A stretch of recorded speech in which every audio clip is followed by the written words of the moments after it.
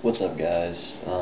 This is a response to you, Bootleg, and the little survey thing that you did, the little questions, where you gave your opinion on the topics. I gotta say that was a good idea. I like the conversation that this could bring and the dialogue that could happen between a lot of our community. On something other than Warhammer, 40K, or just the hobby in general. So, major props. Good idea. So I took some notes on some of the stuff you said. I don't know if I'm going to make just one long video on the different points so far that you posted, or if I'm going to break it up and just post them individually, as far as they correspond to those points. Probably that one, just because it'll probably go longer than 10 minutes, and I'm not a partner, so I can't make videos that long, but I guess I'll go ahead and get into it. For your part one, the main thing the first question was about the Vatican. I know you brought up the Holy See. I've been Roman Catholic I was Roman Catholic till I was about 17 years old, and I gotta be honest with you, I've never even heard of that. I have no idea what the hell that is, so I'm gonna look it up and see what that is and just how it works.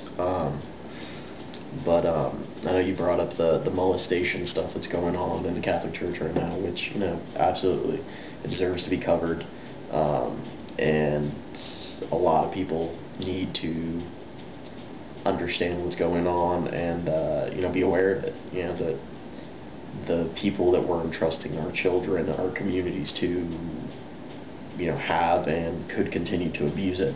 As far as Pope Benedict's role when he was a bishop in Germany, if he really did know, I mean that's absolutely terrible. I mean literally the Pope, of the guy who's in charge of one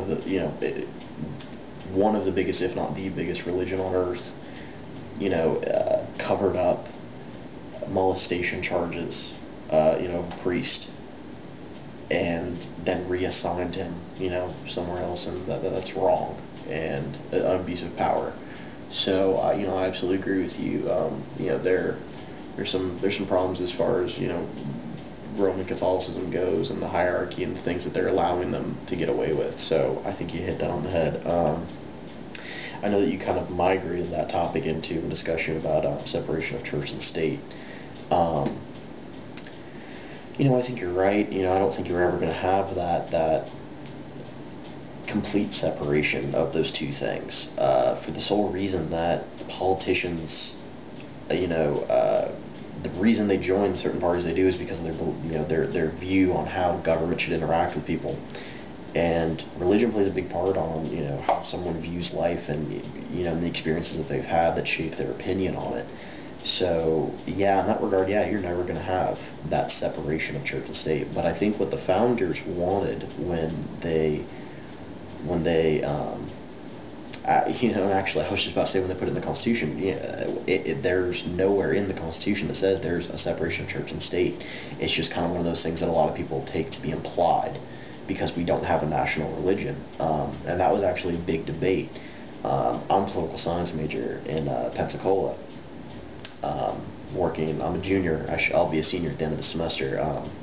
Hopefully going to go to law school. But I wrote a paper on whether or not America had a Christian founding after watching a lengthy debate on experts on the subject, where some of them defended the idea that we did have a Judeo-Christian founding, and others stating that no, that was far from it. The founding fathers were influenced by the Enlightenment that was going on in Europe. And both sides bring up really interesting points to defend their side of that. And I wrote a paper on it, and if you're interested, let me know. I'll send it to you. It's not too long. I think it might have been like 3 pages, maybe 4. So let me know. I'll send that to you. But I think that as far as separation of church and state boils down, I think the main goal of that is just to make sure that we don't have a national church, and we don't have religious leaders who are setting policy. Now you can make that argument that they are, but at least they're not. We don't have a cardinal as the main aide to the president. He's not the guy he turns to for all of his advice. But you're exactly right. I mean, that's I think one of the major fundamental differences that you're going to have in politics is the people who have their Judeo-Christian beliefs, and that they influence them heavily as far as their politics goes and the policies that they want to set forth, and those who could be but think that there should be a secular view as far as government's concerned. So I think that's one of the big divisions that you have, and that's why my favorite branch of the government is the judiciary, Supreme Court, because they don't have to play those political games. They don't have to make those right-wing Republicans or really left liberal individuals happy. They have life tenure. The only time they step down is when they get found of corruption, or they die, or they want to.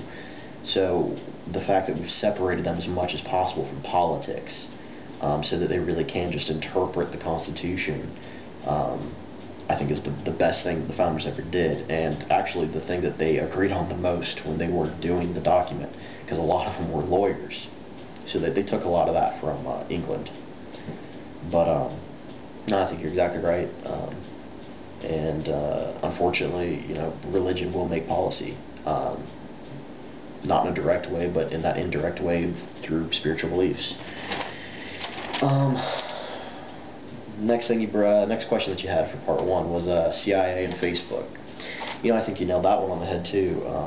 The CIA is such a powerful organization, an agency in the government, that they don't need Facebook.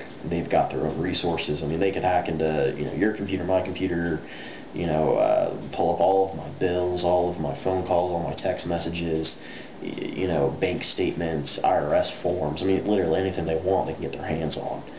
I mean, and they've gotten even more strength since the Patriot Act passed. I mean, that if you haven't looked up what the Patriot Act has in it, oh my God, that's some really bad shit that gives federal agencies like that a lot of power. I mean, basically to write their own search warrants. Look that up. I bet most of you guys had no idea, but yeah, write their own search warrants if they want to. No judge approval. They can just do it. But a buddy of mine, his dad used to be CIA. He's now an attorney practicing for the state, but he worked a lot of overseas, a lot of European countries. I'm not going to say what, but a lot of European countries. He bounced between a couple more so than others, but I've talked to him about what limited things he can tell me about that. And as far as the CIA goes, I think they do a lot of things that are good that you'll never hear about. You only, he put it best as saying, the things that they do right you never hear, and the only things that you will hear are their mess ups. So as far as the CIA goes, I understand its purpose, and I appreciate the things that it does on a daily basis. But with an agency like that, there is the possibility of corruption. So absolutely, but via Facebook, no, I don't think so. Now the argument is made. I was watching MSNBC the other day on my Xbox, because they have that on there. That you can watch little clips from things they've done throughout the day. And they had a segment, a little clip on there about the Library of Congress actually taking all of the tweets that have been on Twitter and compiling all of them for literally everybody, stars, politicians, Joe Schmoes, literally just everybody, and giving, and I don't know whether they're actually going to make hard copies. It wouldn't make sense to make a hard copy, but to have them on one computer in the Library of Congress that you could go and look at. And so I'm a little wondering as to why they've been doing that. The best argument out of one of my friends that I asked is that it could be used for future research when historians and scientists are trying to describe the social networking age, with all these sites of being able to communicate instantly. So that might be the reason, but it is a little suspect. But I don't know what information they'd get out of people's Twitter messages. So I don't know. Those are your first two topics. I'm gonna go ahead and cut it. take it easy. Once again, thanks a lot. Appreciate it, man. Later.